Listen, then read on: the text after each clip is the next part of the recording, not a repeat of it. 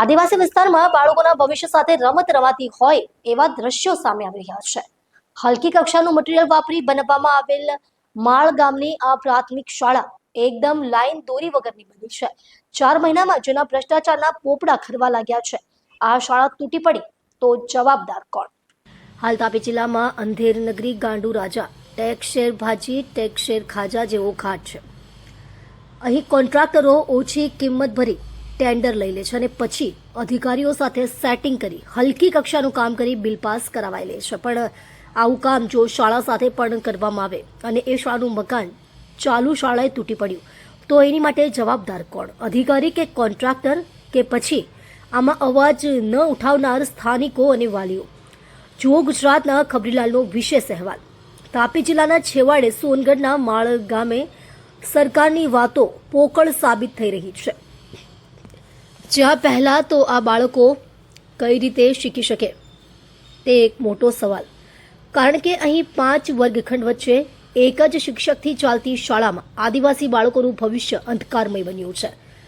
અહીં નવી બનેલ શાળાના નવા મકાનમાં પણ સ્થાનિકોએ ભ્રષ્ટાચાર થયા હોવાની ફરિયાદ કરી રહ્યા છે, જે અંગે તપાસ જરૂરી છે. કારણ કે આ શાળા બન્યાના 2-4 મહિનામાં જ તેના પાયામાં રહેલ ભ્રષ્ટાચાર ડોકાવા લાગ્યો છે. સાથે જ અહીં નવી બનેલી શાળામાં નવું શૌચાલય ન બનતા સ્વચ્છ ભારત અભિયાનના પણ ધજાગરા ઉડ્યા છે. અહીં શાળામાં પૂરતા શિક્ષકો મૂકવાની અને શાળા બનાવનાર કોન્ટ્રાક્ટર પર કાર્યવાહી કરવાની ગ્રામજનોની માંગ ઉઠી છે. પણ આ વાત આ રોજ શાળાની નથી. જો તપાસ થાય તો તાપી જિલ્લાની અનેક શાળાઓમાં શિક્ષકોની ઘટ અને આવું હલકી કક્ષાનું શાળાનું બાંધકામ બહાર આવવાની શક્યતા છે. જો આ મકાન હલકી કક્ષાના મટીરીયલના કારણે તૂટી પડ્યું અને બાળકો દબાઈ ગયા તો એની માટે જવાબદાર કોણ? પૈસા પાસ કરનાર અધિકારી કે કોન્ટ્રાક્ટર? તે જાણો આવતા એપિસોડમાં. અને આપના ગામમાં કોઈ પણ સમસ્યા હોય તો 9979391495 પર સંપર્ક કરો. ડોક્ટર બિંદેશ્વરી શાહ, તાપી. આજે અમે તાપી જિલ્લાના છેવાડે આવેલા ઓટા પંચાયતના માળ ગામે આવ્યા છે અને અમારી પાછળ આપ જોઈ શકો છો કે માળ ગામની પ્રાથમિક શાળા છે. ધોરણ 1 થી 5 સુધીની શાળા છે. પણ આ શાળા જાણે ભ્રષ્ટાચારથી સર્જન થયું હોય એવી શાળાનું નવું મકાન બન્યું છે. શાળાના મકાન બન્યા અને હજુ તો 2-4 મહિના પણ નથી થયા અને એના પાયા જે છે એ પાયા એકદમ ઉપરથી લઈ લેવામાં આવ્યા હતા અને એ બધું ધસી પડે એવી કન્ડિશનમાં આવી ગયું છે. તો આ શાળામાં ધોરણ 1 થી 5 ના બાળકો ભણે છે. આ શાળાનું મકાન એકદમ તકલાદી બનાવવામાં આવ્યું હોય કોન્ટ્રાક્ટર દ્વારા એવા દ્રશ્યો સામે આવી રહ્યા છે, એવા આક્ષેપો થઈ રહ્યા છે. કાલે ઉઠીને જો આ શાળાનું મકાન તૂટી પડ્યું તો કેટલી બધી જિંદગીઓ, નાના બાળકો અંદર દબાઈ જવાની શક્યતા છે. એ એક ચિંતાનો વિષય છે. ભ્રષ્ટાચારની પણ એક મર્યાદા હોવી જોઈએ. શાળાના મકાન જેવા મકાનમાં જો કોઈ કોન્ટ્રાક્ટર ભ્રષ્ટાચાર કરી જાય અને યોગ્ય વ્યક્તિની તપાસ ન કરે તો એ કેટલું યોગ્ય? બીજું ગામવાળાનું કહેવું છે કે અહીં જે આ દાદરા મૂક્યા છે એ દાદરા અને ક્લાસરૂમની જે ટાઇલ્સ છે એ એક જ લેવલની છે. હવે વરસાદનું પાણી આ દાદર પર પડે એટલે દાદર પરથી ડાયરેક્ટ ક્લાસરૂમની અંદર જાય છે. ગામ લોકો એમને કીધેલું કે આના ઉપર કેબિન જેવું કંઈ બનાવી દો, સ્લેબ જેવું કંઈ નાખી દો, પણ કોન્ટ્રાક્ટરે કોઈનું સાંભળ્યું નહીં અને કહી દીધું કે ના ભાઈ એ તો જે નકશામાં છે, જે મંજૂર થયું હોય તે જ થશે અને એના કારણે ક્લાસમાં પાણી ભરાઈ જાય છે. આ શાળામાં ટોયલેટ બાથરૂમની સુવિધા પણ નથી તો કાંથી સ્વચ્છ ભારત થવાનું એ પણ એક મોટું સવાલ. બાળકોને સંસ્કાર જ એવું નહીં મળે કે ભાઈ ટોયલેટ બાથરૂમમાં એને શૌચ માટે જવું જોઈએ, સ્વચ્છતા જાળવવી જોઈએ અને બાળપણથી આ સંસ્કાર નહીં મળે તો ભારત સ્વચ્છ ક્યાંથી થવાનું? આવા અનેક સવાલો લઈને આ શાળા ઉભી છે. ત્યારે આવો આપણે ગ્રામજનો પાસે જાણવાની કોશિશ કરીએ કે આ અંગે તેઓ શું કહેવા માંગે છે. રમણભાઈ ચીમનભાઈ ભીલ, ગામ માળતા, સોનગઢ, તાપી. શું આ જે પ્રાથમિક શાળા દેખાઈ રહી છે આપની પાછળ નવી દેખાઈ રહી છે, શું ફરિયાદ છે આ બાબતે? પ્રાથમિક શાળા જે મકાન બન્યું છે, નવું બન્યું છે, હજી 2-3 મહિના નથી થયા અને જે પાયો નાખ્યો છે તે પણ ઉપરથી નાખી દેવામાં આવેલો છે, જે પુરાણ કરીને ધસી પડેલો છે.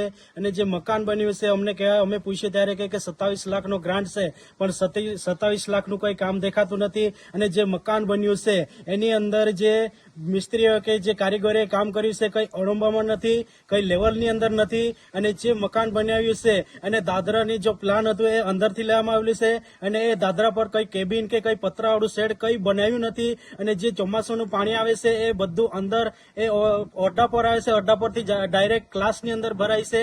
અમે ઘણા સરપંચ, તલાટી અને તાલુકા સભ્યને અને કોન્ટ્રાક્ટર એજન્સી બધાને અમે જાણ કર્યું, પણ અમને કહેવામાં આવ્યું કે જે એન્જિનિયરે જે પ્લાન બનાવ્યો છે એ જ મુજબ થશે. અમે કીધું એન્જિનિયરે પ્લાન બનાવ્યો તો એન્જિનિયર ક્યાંથી આકાશમાંથી આવ્યો કે આકાશનું પાણી પડે છે અને એના માટે કેબિન નહીં બનાવે? એક એન્જિનિયર ક્યાંથી ભણીને આવ્યો કે હું કરીને આવ્યો એટલે આ કેબિન નથી લેયો? તો એનું કઈ અમને નિરાકરણ નથી આવ્યું અને એમને એમ મકાન છોડી દેવામાં આવ્યું છે. આ જે આટલા છોકરાઓ અહીંયા ધોરણ 1 થી 5 ના ભણે તો એના માટે ટોયલેટ બાથરૂમ છે અહીંયા? ટોયલેટ બાથરૂમ નથી, જે ઘણા સમય અગાઉ બનેલા છે અને આજે તૂટી ફૂટી ગયેલા છે. એના માટે પણ અમે રજૂઆત કરી છે સરપંચ, તાલુકા સભ્યો બધાને, પણ એ ટોયલેટની પણ સુવિધા નથી કરવામાં આવી. આ જર્જરી ટોયલેટ બાથરૂમમાં બાળકો જાય તો તમને ડર નહીં લાગે કે તૂટી ફૂટી પડ્યું તો? ડર લાગે છે, પણ શું કરે, એ અસંભવને કારણે જવું પડે છે. મજબૂરી છે બધાની. મજબૂરી છે. તો તમે આમાં ન્યાયની માંગણી કરો છો કે ભાઈ એમાં ન્યાય થવી જોઈએ, તપાસ થવી જોઈએ? અમારી સરકારશ્રીને આટલી જ છે કે આની ન્યાય અને આનો તપાસ થાય અને આ બની જાય એવી અમે સરકારશ્રીને. તમને શું લાગે છે, એકદમ તકલાદી ને હલકી કક્ષાનું બાંધકામ કરવામાં આવેલું છે એવું લાગે છે? હા, એવું જ લાગે છે અમને. જી આભાર, થેન્ક યુ. ગામિત કુંવરજીભાઈ. કુંવરજીભાઈ, અહીંયા કેટલા ધોરણ સુધીની શાળા છે અહીંયા 1 થી 5 અને ટીચર કેટલા છે? ફક્ત એક છે. મુખ્ય એક? શિક્ષક તરીકે હો. મુખ્ય શિક્ષક એકના ભરોસે આખી સ્કૂલ ચાલે? હા, આખી શિક્ષક. અને અત્યારે એસઆઈઆર ની કામગીરી કે એવું તેવું કરવા માટે કોઈ મીટિંગ માટે બહાર જાય ત્યારે સ્કૂલમાં કોણ ભણાવે? બંધ જ રહે. બંધ રહે, રામ ભરોસે હા, કોઈ છે ભણાવવાળું નથી. એટલે બીજું કોઈ તો તમને એવું ચિંતા નહીં થાય કે આવી સ્કૂલમાં તમારા બાળક ભણીને એનું ભવિષ્ય શું થશે? ચિંતા તો થાય. એ લોકોને 5મા ધોરણથી કક્કા કે બારખડી કે એકડા બી આવડે ખરા કે? ના, એવો લડ પડે છોકરાને. પૂછવા જોઈએ તો કોઈ આવડતું નથી. તો પછી એ બાળકોનું કોઈ ભવિષ્ય બને ખરું? સરકાર એક તરફ કહે કે પઢેગા ઇન્ડિયા તો બઢેગા ઇન્ડિયા, તો એક જ બાળક એક જ ટીચર થી 5 ધોરણ ચલાવે તો ભારત દેશ આગળ વધે? ના, નહીં વધે. આદિવાસી વિસ્તાર આગળ વધે પછી? ના, નહીં વધે. તો તમારી શું માંગ છે સરકારને? સરકારને માંગ એ છે કે અહીંયા જે જરૂરી શિક્ષક છે એની પૂરતી પ્રમાણમાં અહીંયા જગ્યા પૂરે અને આગળ છોકરાને ભવિષ્ય માટે કોઈ વિચાર કરે. જી આભાર.